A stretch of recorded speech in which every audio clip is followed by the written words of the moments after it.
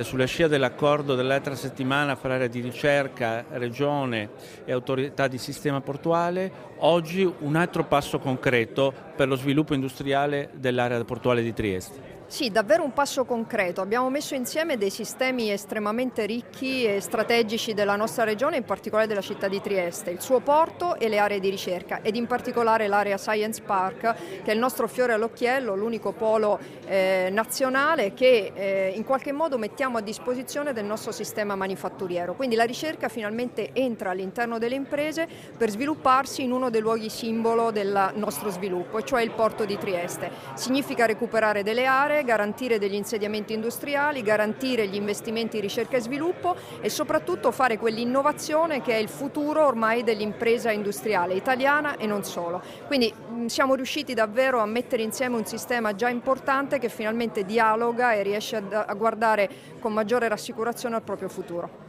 Presidente, lo ha detto lei, lo scenario di 4 anni fa era diverso, c'erano due entità in questo territorio che non dialogavano, che non parlavano e oggi la Regione è riuscita a creare queste importanti sinergie. Devo dire che sono particolarmente soddisfatta dell'accordo sottoscritto la scorsa settimana, soddisfatta di questo accordo perché dopo 4 anni di lavoro intenso e lungimiranza dei tanti protagonisti, da Area Science Park all'autorità portuale di sistema ai privati come il gruppo Samer, siamo riusciti davvero a creare le condizioni di uno sviluppo concreto che ci permette davvero di fare un investimento sul futuro. E finalmente il porto di Trieste e le aree di ricerca non sono due corpi estranei alla città, ma sono perfettamente inseriti nella città e ne fanno parte da protagonisti.